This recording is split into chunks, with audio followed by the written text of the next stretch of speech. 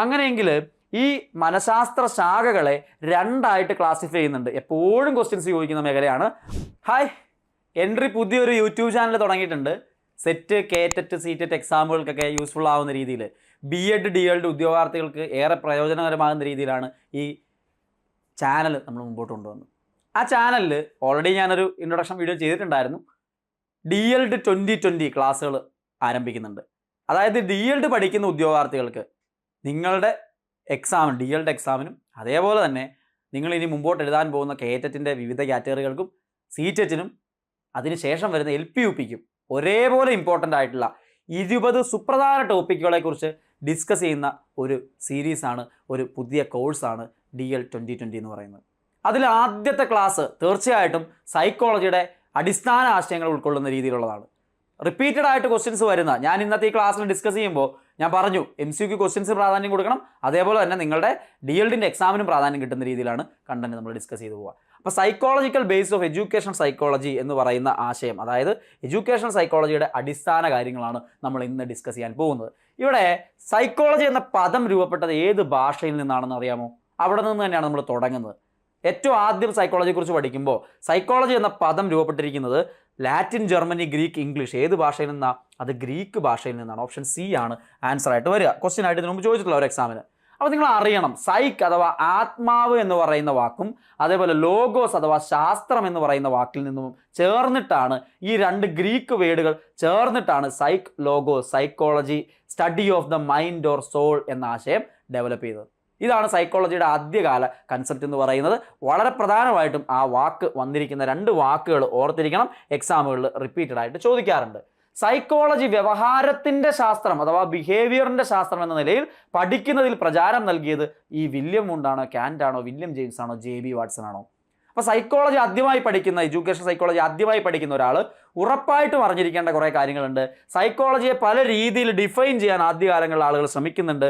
അതിൽ JB Watson ആണ് സൈക്കോളജിയെ ബിഹേവിയറിൻ്റെ അഥവാ വ്യവഹാരത്തിൻ്റെ ശാസ്ത്രം എന്ന നിലയിൽ പഠിക്കുന്നതിന് പ്രചാരം നൽകിയത് JB വാട്സൺ ആണ് എന്ന് ഓർത്തിരിക്കുക. അപ്പോൾ നിങ്ങൾ ഇനി പഠിക്കേണ്ട പ്രധാനപ്പെട്ട ചില പേരുകളാണ് ഇവിടെ തന്നിരിക്കുന്നത്. സൈക്കോളജി ആത്മാവിൻ്റെ ശാസ്ത്രം എന്ന നിലയിൽ വ്യാഖ്യാനിച്ചത് പ്ലേറ്റോയും അരിസ്റ്റോട്ടിലുമാണ്. അപ്പോൾ സൈക്കോളജിയെ പല രീതിയിൽ ആളുകൾ പഠിക്കാൻ ശ്രമിച്ചിട്ടുണ്ട്.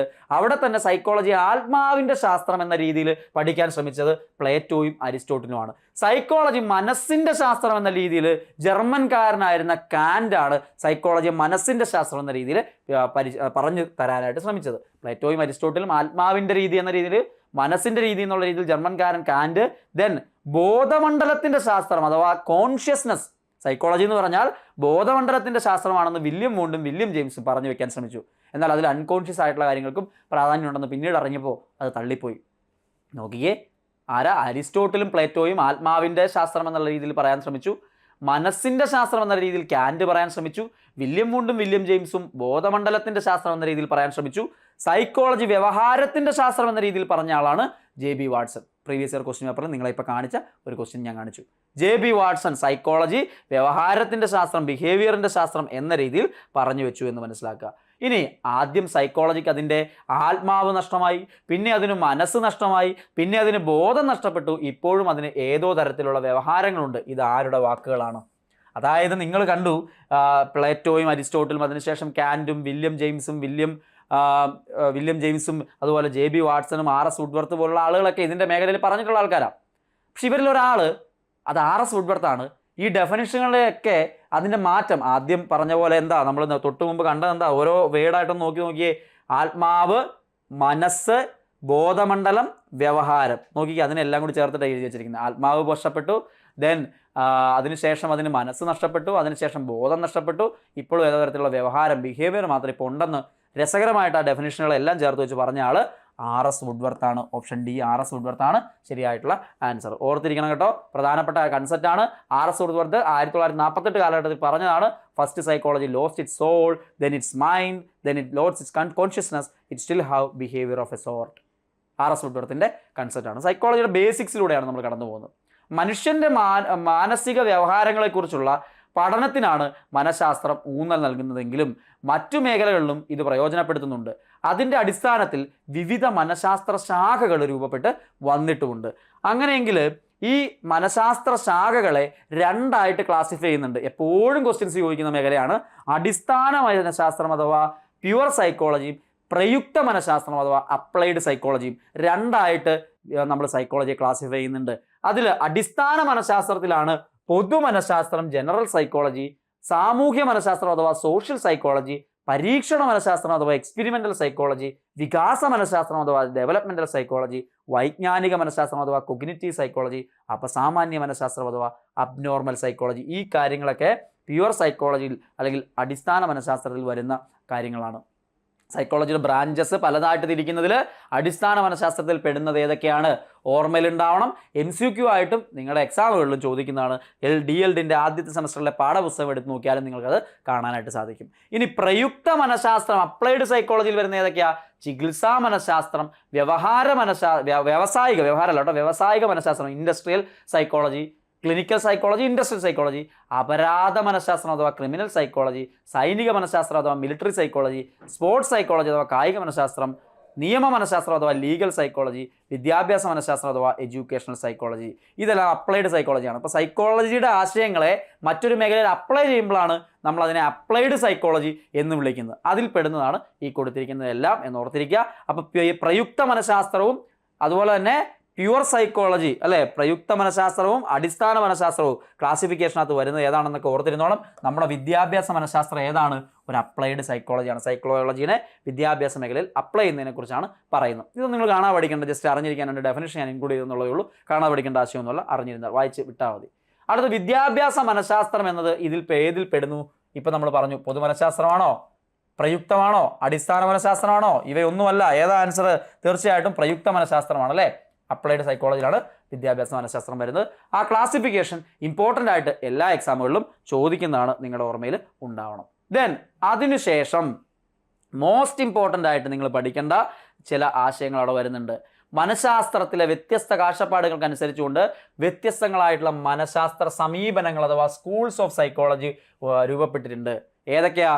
സ്ട്രക്ചറലിസം ഘടനാ മനഃശാസ്ത്രം, ഫങ്ഷണലിസം ധർമ്മ മനഃശാസ്ത്രം, ബിഹേവിയറിസം വ്യവഹാര മനഃശാസ്ത്രം, അതേപോലെ സമഗ്രതാ മനഃശാസ്ത്രം അഥവാ ജെസ്റ്റാൾട്ടിസം, മനോവിശ്ലേഷണ മനഃശാസ്ത്രം അഥവാ സൈക്കോ അനാലിസിസ്, വൈജ്ഞാനിക മനഃശാസ്ത്രം അഥവാ കൊഗ്നിറ്റീവ് സൈക്കോളജി, മാനവിക മനഃശാസ്ത്രം അഥവാ ഹ്യൂമനിസം. ഇതെല്ലാം സ്കൂൾസ് ഓഫ് സൈക്കോളജിയിൽ വരുന്നതാണ്. ഇത് നോട്ട് ചെയ്യണം. സ്കൂൾസ് ഓഫ് സൈക്കോളജിയിൽ ഇമ്പോർട്ടൻ്റ് ആയിട്ടുള്ള ആശയങ്ങളാണ്. വളരെ പ്രാധാന്യത്തോടു കൂടി പഠിക്കേണ്ട പേരുകളാണ്. ഈ ഓരോ കാര്യത്തെയും സ്കൂൾസ് ഓഫ് സൈക്കോളജിയിൽ ഓരോ സ്കൂൾസിനെയും നമുക്ക് വിശദമായിട്ട് പിന്നീട് പഠിക്കാനുണ്ട്. അതിലെ ആശയങ്ങളും നിയമങ്ങളും ഒക്കെ പഠിക്കാനുണ്ട്. അത് മുൻപോട്ടുള്ള ക്ലാസ്സുകൾ നമ്മൾ കാണുകയും ചെയ്യും. ഈ പേരുകളെ പഠിച്ചു വയ്ക്കുക. ആൻഡ് മോർ ഓവർ ജനറലായിട്ട് പഠിക്കുമ്പോൾ ഈ പേരുകളുമായിട്ട് ബന്ധപ്പെട്ട പ്രധാനപ്പെട്ട ചില ആളുകളെ പഠിക്കണം. ഘടനാ മനഃശാസ്ത്രം മുന്നോട്ട് വയ്ക്കുന്നത് വില്യം വൂണ്ടാണ്. നമുക്കറിയാം, ജർമ്മനിയിലെ ലിപ്സിഗിൽ ആദ്യത്തെ മനഃശാസ്ത്ര ലാബോറട്ടറി സ്ഥാപിക്കുന്നത്, പരീക്ഷണ മനഃശാസ്ത്രത്തിന്റെ പിതാവായിട്ടൊക്കെ അറിയപ്പെടുന്നത് വില്യം വൂണ്ടാണ്. ആ വില്യം വൂണ്ടിനെ കുറിച്ച് വിശദമായിട്ട് പിന്നീട് പഠിക്കാനുണ്ട്. ഘടനാ മനഃശാസ്ത്രത്തിന്റെ തുടക്കക്കാരനും വില്യം വൂണ്ടാണ്. ധർമ്മ മനഃശാസ്ത്രം അഥവാ ഫങ്ഷണലിസത്തിന്റെ തുടക്കം കുറിച്ചത് വില്യം ജെയിംസ് ആണ്. ഞാൻ ഈ പറയുന്ന ആശയങ്ങൾ പഠിച്ച് തീർത്ത് പോണേ, വെച്ചോണ്ടിരിക്കരുത്. കാരണം ഇത് പിന്നീട് നിങ്ങൾക്ക് ആവശ്യമുണ്ട്. എല്ലാ എക്സാംസിലും ചോദിക്കുന്നതാണ്. MCQ എക്സാമായിട്ടും എപ്പോഴും റിപ്പീറ്റഡ് ആയിട്ട് വരുന്നതാണ്. സമഗ്ര മനഃശാസ്ത്രവുമായി ബന്ധപ്പെട്ട ആൾക്കാരൊക്കെയാ? കോഹ്ലറും വർത്തിമറും കാഫ്കയും. മാക്സ് വർത്തിമർ, വൂൾഫ്ഗാങ് കോഹ്ലർ, കുട്ട് കാഫ്ക എന്നിവരൊക്കെ ഇതിനകത്ത് വരും. വർത്തിമറാണ് സമഗ്ര മനഃശാസ്ത്രത്തിന് തുടക്കം കുറിക്കുന്നതെന്നും കാണാനായിട്ട് സാധിക്കും. വ്യവഹാര മനഃശാസ്ത്രം ബിഹേവിയറോ JB വാട്സൺ ആണ് തുടക്കം കുറിക്കുന്നത്. ഇതിൽ അറിയപ്പെടുന്ന ആൾക്കാർ തോണ്ടൈക്ക്, പാവ്ലോ, സ്കിന്നറൊക്കെ വ്യവഹാരവാദികളായിട്ട് അറിയപ്പെടും. ഘടനാ മനഃശാസ്ത്രം തുടങ്ങി വയ്ക്കുന്ന വില്യം വൂണ്ട്, ധർമ്മ മനഃശാസ്ത്രം തുടങ്ങി വയ്ക്കുന്ന വില്യം ജെയിംസ്, സമഗ്രതാ മനഃശാസ്ത്രം തുടങ്ങി വയ്ക്കുന്ന മാക്സ് വർത്തിമർ, അതിൻ്റെ ഒപ്പമുള്ള കോഹ്ലറും കാഫ്കയും ഓർത്തിരിക്കണം. വ്യവഹാര മനഃശാസ്ത്രം തുടങ്ങി വയ്ക്കുന്ന വാട്സൺ ആണ്, JB വാട്സൺ. ദെൻ തോണ്ടൈക്കും പാവ്ലോയും സ്കിന്നറും ഒക്കെ പിന്നീട് വന്ന വ്യവഹാരവാദികളിൽ അറിയപ്പെടുന്ന ആൾക്കാരാണ്. അടുത്ത മനോവിശ്ലേഷണ മനഃശാസ്ത്രം, സൈക്കോ അനാലിസിസ് ആരുമായി ബന്ധപ്പെട്ടതാണ്? സിഗ്മണ്ട് ഫ്രോയിഡുമായി ബന്ധപ്പെട്ടാണ്. ഓർത്തിരിക്കണം കേട്ടോ. ഈ പറയുന്ന എല്ലാ ക്വസ്റ്റ്യൻസ് ആണ് സിഗ്മണ്ട് ഫ്രോയിഡുമായിട്ട് ബന്ധപ്പെട്ടതാണ്. CJ യുങ് ആണ് അദ്ദേഹത്തിന്റെ പിൻഗാമിയായിട്ട് വരുന്നത്. മാനവിക മനഃശാസ്ത്രം ഹ്യൂമനിസം ആരുമായി ബന്ധപ്പെട്ടതാണ്? കാൾ റോജറും എബ്രഹാം മാസ്ലോയും. ആ പേരുകൾ ഓർത്തിരിക്കണം. ജ്ഞാനനിർമ്മിതിവാദം കൊഗ്നിറ്റീവ് കൺസ്ട്രക്റ്റിവിസത്തിലോ പിയാഷോയും ബ്രൂണറും ഒക്കെ ജ്ഞാനനിർമ്മിതിവാദത്തിന്റെ ആൾക്കാരാണ്. നോട്ട് ചെയ്യേണ്ട പേരുകളാണ്. സ്കൂൾസ് ഓഫ് സൈക്കോളജി ആയിട്ട് ബന്ധപ്പെട്ട പ്രധാനപ്പെട്ട മനഃശാസ്ത്രജ്ഞരുടെ പേരുകളാണ്. റിപ്പീറ്റഡ് ആയിട്ട് MCQ ക്വസ്റ്റ്യൻസിൽ ആവർത്തിക്കുന്നതാണ്, ഓർത്തിരിക്കണം. ദെൻ മോസ്റ്റ് ഇമ്പോർട്ടൻ്റ്ലി വൈഗോസ്കിയുടെ സാമൂഹ്യ ജ്ഞാന നിർമ്മിതിവാദം, സോഷ്യൽ കൺസ്ട്രക്റ്റിവിസം ആരുമായി ബന്ധപ്പെട്ടതാ? വൈഗോസ്കിയുമായി ബന്ധപ്പെട്ടതാ. പഠിച്ചു തീർത്തു പോകണം. മോസ്റ്റ് ഇമ്പോർട്ടൻ്റ് ആയിട്ടുള്ള ആശയങ്ങൾ തന്നെയാണ് നമ്മളിപ്പോൾ പറഞ്ഞുകൊണ്ടിരിക്കുന്നത്. ഘടനാ മനഃശാസ്ത്രം തുടക്കം കുറിച്ചത് ആരാണ്? William Wundt, William James, Max Wertheimer, Kurt Kafka. ഘടനാ മനഃശാസ്ത്രം അഥവാ സ്ട്രക്ചറലിസത്തിന് തുടക്കം കുറിച്ചത് അത് വില്യം വുണ്ടാണെന്ന് നമ്മൾ കണ്ടു കഴിഞ്ഞു. ഇങ്ങനെ ക്വസ്റ്റ്യൻസ് റിപ്പീറ്റഡ് ആയിട്ട് ചോദിക്കാറുണ്ട്. മനോവിശ്ലേഷണ മനഃശാസ്ത്രത്തിന് തുടക്കം കുറിച്ചത് വീണ്ടും കണ്ടോ, ആ ക്വസ്റ്റ്യൻസ് എങ്ങനെ വരുന്നു എന്ന് കാണിക്കാൻ വേണ്ടിയിട്ടാണ്. തീർച്ചയായിട്ടും അത് ആരായിരുന്നു? സിഗ്മണ്ട് ഫ്രോയിഡ് ആയിരുന്നു. നമുക്കറിയാം, നമ്മളിപ്പോൾ കണ്ടു കഴിഞ്ഞ കാര്യമാണ്. അപ്പോൾ ഇത്രയാണ് ഇന്ന് നിങ്ങളുടെ മുമ്പിലേക്ക് എത്തിക്കാനുള്ള ജനറൽ ആയിട്ടുള്ള ആശയങ്ങൾ. നമ്മൾ തുടങ്ങിയിട്ടേ ഉള്ളൂ, ഒന്നാമത്തെ ക്ലാസ്സിൽ എത്തി നിൽക്കുന്നേ ഉള്ളൂ. 20 പ്രധാനപ്പെട്ട ടോപ്പിക്കുകളോടുള്ള ഡിസ്കഷൻ ഇനിയും നിങ്ങളിലേക്ക് എത്തുന്നതായിരിക്കും. യൂസ്ഫുൾ ആവുന്നുണ്ടെങ്കിൽ തീർച്ചയായിട്ടും കമൻറ്റ് ചെയ്യണം. കൂടുതൽ നിങ്ങൾക്ക് ഏതൊക്കെ ടോപ്പിക്കുകൾ വേണമെന്നൊക്കെയുള്ള അഭിപ്രായങ്ങൾ ഉണ്ടെങ്കിൽ നിങ്ങൾക്ക് കമൻറ്റ് ചെയ്യാം. വീണ്ടും കാണാം. എല്ലാവർക്കും നന്ദി.